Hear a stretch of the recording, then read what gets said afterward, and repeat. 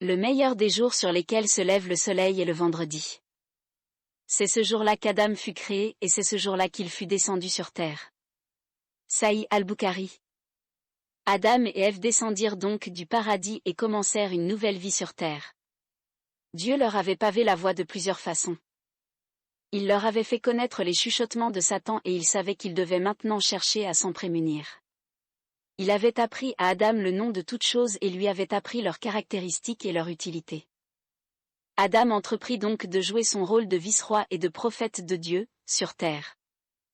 Dieu donna à Adam, son premier prophète, la responsabilité d'enseigner à son épouse et à ses enfants la façon d'adorer Dieu et de lui demander pardon. Adam établit les lois de Dieu sur terre et s'efforça de subvenir aux besoins des siens en travaillant la terre. Sa tâche consistait à perpétuer la race humaine, à cultiver la terre et à construire des abris pour les siens. Il devait également élever des enfants qui allaient vivre en conformité avec les lois de Dieu et qui allaient prendre soin de la terre. Les 4 premiers enfants d'Adam.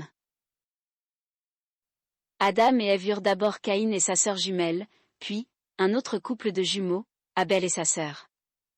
Ils jouissaient d'une vie de famille paisible et harmonieuse. Caïn labourait la terre, tandis qu'Abel élevait du bétail. Le temps passa et vint le moment, pour les fils d'Adam, de se marier. Des compagnons du prophète Mohammed, que la paix et les bénédictions de Dieu soient sur lui, incluant Ibn Abbas et Ibn Masoud, ont rapporté que les mariages entre garçons et filles issus de grossesses différentes étaient autorisés pour les enfants d'Adam. Il semble que dans l'attraction homme-femme, la beauté ait joué un rôle depuis le début des temps.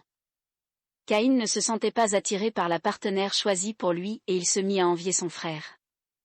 Il refusa d'obéir à son père et ce faisant, il désobéit à Dieu également. Dieu nous a tout créé avec des qualités et des défauts, et la lutte que nous menons contre nos instincts et nos désirs fait partie des tests qu'il nous envoie. Dieu ordonna donc que chaque fils lui fasse une offrande pour voir lequel des deux ferait la meilleure offre. Caïn offrit son pire grain, tandis qu'Abel offrit son meilleur bétail. Dieu n'accepta que l'offrande d'Abel, ce qui enragea Caïn, qui menaça de tuer son frère. Et raconte-leur en toute vérité l'histoire des 2 fils d'Adam. Les 2 firent une offrande, celle de l'un fut acceptée, mais celle de l'autre ne le fut pas. Ce dernier dit, à son frère, « Je te tuerai sûrement. » Coran. Sourate la table verset 27. Abel dit à son frère que Dieu accepte les bonnes actions de ceux qui le craignent et le servent, mais rejette celles de 2 qui sont arrogants, égoïstes et désobéissants. Dieu n'accepte que de la part de ceux qui sont pieux. Même si tu tends ta main vers moi pour me tuer, je ne tendrai pas la mienne vers toi pour te tuer, car je crains Dieu, le Seigneur des mondes. Sourate la table verset 27-28. Le premier meurtre. Mais l'âme de l'autre l'incita à tuer son frère, alors il le tua et fut dès lors du nombre des perdants. Sourate la table verset 28. Le prophète Mohammed, que la paix et les bénédictions de Dieu soient sur lui, nous a dit que Caïn, enragé, frappa son frère sur la tête à l'aide d'une pièce en fer. Une autre narration rapporte que Caïn aurait frappé son frère alors que ce dernier dormait. Puis Dieu lui envoya un corbeau qui se mit à gratter la terre pour lui montrer comment ensevelir le cadavre de son frère. Il dit, « Malheur à moi. Suis-je incapable d'être comme ce corbeau et d'ensevelir le cadavre de mon frère ?» Et il fut dès lors du nombre de ceux qui sont rongés par les regrets. Sourate la table verset 30. Adam fut dévasté, il venait de perdre à la fois son premier et son second fils. Le premier avait été assassiné et le deuxième était tombé dans le piège du pire ennemi de l'humanité Satan. Il prit son mal en patience, pria pour ses fils, et continua de remplir ses obligations. Il parla de Dieu à ses nombreux enfants et petits-enfants.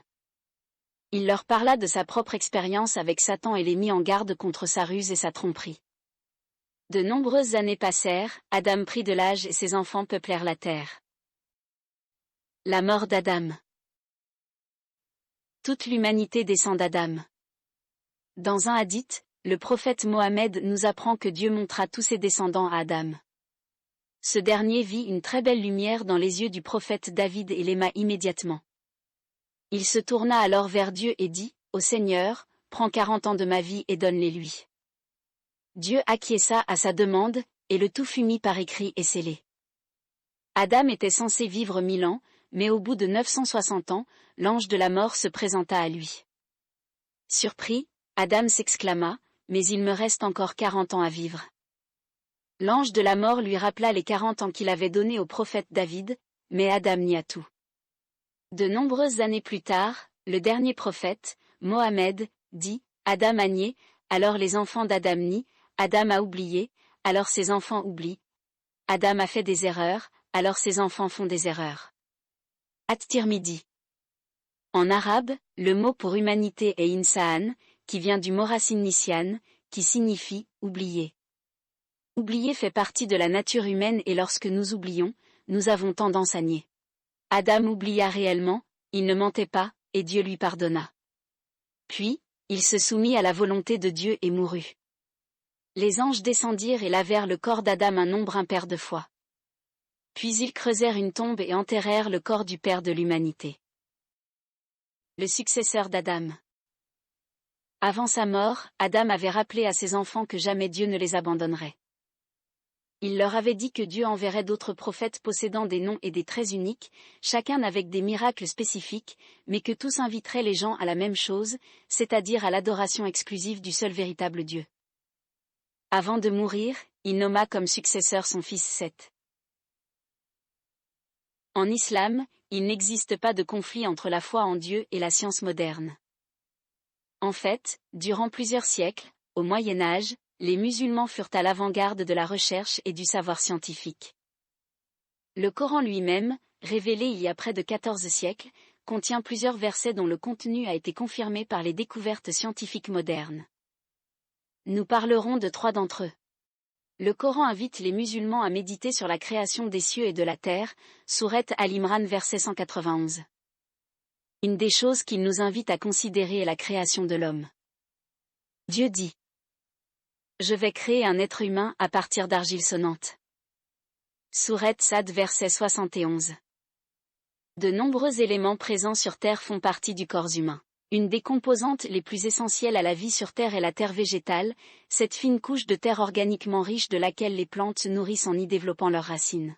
C'est dans cette fine et vitale couche de terre que les micro-organismes transforment les ressources à l'état brut, les minéraux qui constituent l'argile de cette terre végétale, les rendant disponibles aux innombrables formes de vie au-dessus et autour d'eux. Les minéraux sont des éléments inorganiques qui viennent de la terre et que le corps ne peut produire. Ils jouent un rôle important au sein de diverses fonctions du corps et sont essentiels à la vie et au maintien d'une bonne santé. Ces minéraux ne peuvent être fabriqués par l'homme, ils ne peuvent être produits en laboratoire. Selon son âge, le corps humain contient entre 65% et 90% d'eau. Le corps d'un adulte moyen en contient environ 60%. L'élément le plus présent en masse dans le corps humain est donc l'oxygène. Le carbone, élément de base des cellules organiques, vient en second. 99% de la masse du corps humain est composée de 6 éléments, oxygène, carbone, hydrogène, azote, calcium et phosphore. Le corps humain contient également des traces de presque tous les minéraux que l'on retrouve sur Terre. Sans ces minéraux, les vitamines n'auraient à peu près aucun effet sur nous, car ils agissent comme catalyseurs pour des milliers de réactions enzymatiques essentielles dans notre corps. Ces traces de minéraux jouent un rôle clé dans le fonctionnement d'un corps humain en santé. Il est connu, par exemple, qu'une carence en iode peut provoquer un problème thyroïdien chez l'humain. Un autre verset qui nous porte à réfléchir est celui qui dit: Et il apprit à Adam les noms de toutes choses. Sourate la Vache verset 31. Dieu a enseigné à Adam les noms de toutes choses, en plus de lui donner la faculté de raisonnement et le libre arbitre. Il lui a aussi enseigné à catégoriser les choses et l'utilité de chacune, le langage, la réflexion, l'utilisation de son savoir pour résoudre divers problèmes, la conception de projets d'avenir, la prise de décision et l'atteinte d'objectifs. Nous, descendants d'Adam, avons hérité de ces habiletés nous permettant de fonctionner en ce bas monde et d'adorer Dieu tel qu'il se doit. Les linguistes estiment qu'il existe, de nos jours, plus de 3000 langues différentes dans le monde. Et pourtant, ces langues se rejoignent au point où il est possible de parler d'un « langage humain » au singulier. Le langage est une forme particulière de communication pour laquelle il est nécessaire d'apprendre des règles complexes et diverses combinaisons de symboles, mots ou gestes, qui permettent d'élaborer un nombre infini de phrases significatives.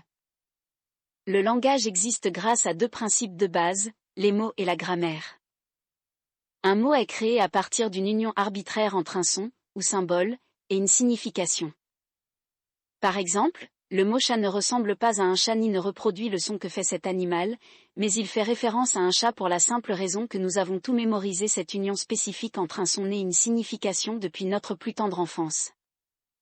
Toutes les personnes qui ont appris une des 3000 langues existantes l'ont apprise sur la base de ces règles fondamentales du langage. La première règle du langage est la phonologie, la fonction des sons dans la transmission du message. Les phonèmes sont les plus petites unités de son. En les combinant, nous formons des mots, ce qui nous amène à la seconde règle du langage, la morphologie. La morphologie est le système que nous utilisons pour regrouper des phonèmes et en faire des combinaisons significatives. Le morphème est la plus petite de ces combinaisons, dans une langue. Après avoir appris à combiner des morphèmes pour produire des mots, nous apprenons à combiner des mots pour former des phrases significatives. Cette troisième règle du langage est relative à la syntaxe et à la grammaire. La quatrième règle est relative à la sémantique, c'est-à-dire la science de la signification de mots et de phrases dans divers contextes. Grâce à des facteurs innés, tous les enfants, partout à travers le monde, passent à travers ces 4 stades langagiers. Ces facteurs nous aident à acquérir diverses facultés langagières. Le linguiste Noam Chomsky affirme que toutes les langues partagent une grammaire universelle commune et que les enfants héritent d'un « programme mental » qui les aide à apprendre cette grammaire universelle. Un troisième verset qui nous invite à la réflexion est celui qui parle de la progéniture. Ô homme! Craignez votre Seigneur, qui vous a créé d'un seul être et qui a créé, à partir de celui-ci, sa compagne, puis de l'union de ces deux-là, il a fait proliférer de tous côtés une multitude d'hommes et de femmes. Sourate An-Nisa verset 1. La démonstration que toutes les lignées du génome mitochondrial, d'Afrique, d'Asie, d'Europe et des Amériques, tirent leur source d'une même et unique origine est appelée la théorie de l'Ève mitochondriale. Selon les scientifiques œuvrant dans le domaine et les recherches les plus récentes, le bagage génétique de chaque être humain vivant sur Terre, aujourd'hui, remonte à une seule et même femme à travers une partie unique de notre composition génétique, le génome mitochondrial. Le génome de l'Ève mitochondriale s'est transmis de mère en fille à travers les siècles, les hommes le portent mais ne le transmettent pas, et existe en chaque être humain vivant de nos jours. On l'appelle la théorie de l'Ève mitochondriale car, comme on peut en déduire de ce qui précède, le génome est transmis par le chromosome X. Les scientifiques étudient également l'ADN du chromosome Y, qui n'est transmis que du père au fils et ne se recombine pas avec le chromosome X. Ce n'étaient là que 3 des nombreuses merveilles de la création de Dieu sur lesquelles il nous invite à réfléchir. L'univers tout entier, créé par Dieu, est soumis à ses lois. C'est pourquoi les musulmans sont encouragés à acquérir le savoir, à explorer l'univers qui les entoure et à découvrir les multiples signes de Dieu qui se trouvent au sein de sa création.